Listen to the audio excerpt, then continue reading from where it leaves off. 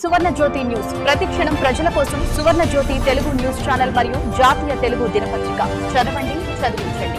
Channel చూడండి, చూపించండి, subscribe చేసి మీ సపోర్ట్ మాకు అందించండి. మా ఫోన్ నంబర్ 9848672680.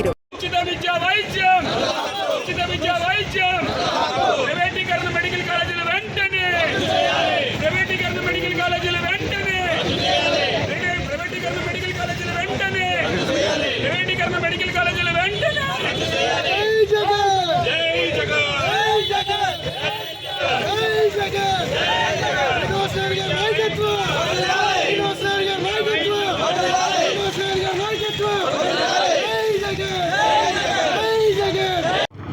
వైఎస్ఆర్సీపీ అధినేత మన మాజీ ముఖ్యమంత్రి వర్యులు ప్రజానేత జగన్మోహన్ రెడ్డి గారి నాయకత్వంలో ఈరోజు ఒక ప్రజా ఉద్యమం చేపట్టడం జరిగింది. దీని ముఖ్య ఉద్దేశం ఏదైతే గత ప్రభుత్వంలో జగన్మోహన్ రెడ్డి గారు మన రాష్ట్రంలో కొత్తగా 17 మెడికల్ కాలేజీలు తీసుకురావడం జరిగింది. ఈ 17 మెడికల్ కాలేజెస్ కూడా గవర్నమెంట్ రంగంలో ఉండాలి. మరి గతంలో ఉన్న మెడికల్ కాలేజెస్ కూడా ప్రతి జిల్లాకు ఒక మెడికల్ కాలేజ్ ఉండాలన్న ఉద్దేశంతో తీసుకురావడం జరిగింది. ఎప్పుడైతే మనం జిల్లాలు పెంచడం జరిగిందో మరి ప్రతి ఒక్క జిల్లా హెడ్ క్వార్టర్లో ఒక గవర్నమెంట్ మెడికల్ కాలేజ్ ఉన్నందువల్ల అక్కడ గవర్నమెంట్ హాస్పిటల్ కూడా అనుసంధానంతో ఒక టీచింగ్ హాస్పిటల్ తయారవుతుంది. దీని ద్వారా ఇక్కడ ఉన్న ప్రొఫెసర్సు డాక్టర్లు అందరూ కూడా గవర్నమెంట్ హాస్పిటల్లోని పనిచేస్తారు. మరి అదేవిధంగా వారు గవర్నమెంట్ హాస్పిటల్లో పనిచేసేవారు అందరూ కూడా ఇక్కడ టీచింగు చేస్తారు. ఈ విధంగా మరి చక్కటి ఒక వ్యవస్థ ఏర్పడుతుంది. దీని ద్వారా రేపు ఏదన్నా మనకి గతంలో వచ్చిన కోవిడ్ లాంటి ఆపత్తు వచ్చినప్పుడు మరి ఈ గవర్నమెంట్ వ్యవస్థ అంతా కూడా పనిచేయడానికి అవకాశం ఉంటుందని, దీని ద్వారా కూడా మళ్ళీ జిల్లా వ్యాప్తంగా మరి మండలాల్లో ప్రైమరీ హెల్త్ సెంటర్సు, అర్బన్లో అర్బన్ హెల్త్ సెంటర్సు, అదేవిధంగా నిడదవోలు లాంటి టౌన్లో కమ్యూనిటీ హెల్త్ సెంటర్సు, ఈ హాస్పిటల్స్ అన్నిటికీ కూడా అనుసంధానం చేసి డాక్టర్లు అవనేయండి, నర్సులు అవనేయండి, కాంపౌండర్లు అవనేయండి, టెక్నీషియన్స్ అవనేయండి, మొత్తం వ్యవస్థ అంతా కూడా ఒక చోట నుంచి ఒక చోటకి అవసరం ఉన్న చోటకి ఏర్పాటు చేసే ఒక చక్కటి గవర్నమెంట్ వ్యవస్థ తీసుకురావడం జరిగింది.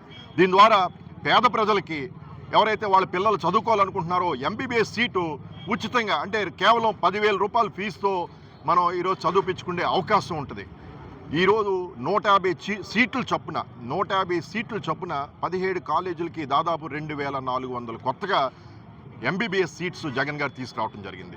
మరి ప్రైవేటీకరణ చేస్తే అందులో సగం కూడా ఫ్రీ సీట్స్గా ఉండవు, మిగతా అన్నీ కూడా మేనేజ్మెంట్ కోటాలోకి వెళ్తాయి. మరి వాటి ఖరీదు ఫీజులు అన్నీ కూడా లక్షల కోట్ల రూపాయల్లో ఉంటాయి. మరి పేద ప్రజలకి అవకాశాలు తగ్గిపోతాయి, చదువుకుండే ఎంబీబీఎస్ చదువుకుండే మరి అవకాశాలు.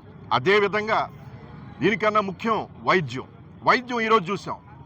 గత 2 నెలల నుండి సడన్గా 3 నెలల నుండి ఆరోగ్యశ్రీలో ఏ ప్రైవేట్ హాస్పిటల్ కూడా వారు చికిత్స చేయట్లేదు. మరి అలాంటి పరిస్థితుల్లో లక్షల రూపాయలు ఖరీదు చేసే వైద్యం, వాళ్ళు చికిత్స ఆపరేషన్ అవనండి మరి ఎలా చేయించుకోగలరు? ఒక సైడు ఆరోగ్యశ్రీని నిలిపేశారు, ఒక సైడు మరి ఉచిత హాస్పిటల్స్ ఏదైతే గవర్నమెంట్ హాస్పిటల్స్ ఉన్నాయో దాన్ని బాగు చేయటం జరగట్లేదు.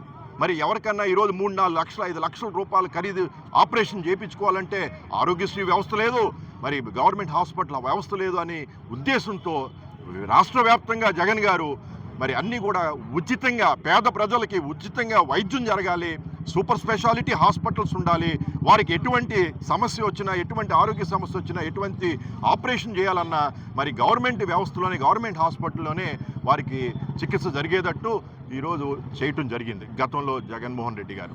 మరి ఇవన్నిటి కూడా ప్రైవేటీకరణ చేసినప్పుడు మనకు తెలుసు ఈ రాష్ట్రంలో వేలాది ప్రైవేట్ హాస్పిటల్స్ ఉన్నాయి, అవేమీ మనం గవర్నమెంట్ వ్యవస్థలోకి మార్చాలని అనట్లేదే, అవన్నీ ప్రైవేట్లోనే కంటిన్యూ అవుతాయి.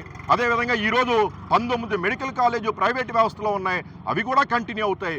ఇది కొత్తగా తీసుకొచ్చిన 17 గవర్నమెంట్ ఏదైతే మెడికల్ కాలేజెస్ ఉన్నాయి వీటి గురించి మాట్లాడుతూ ఉన్నాం.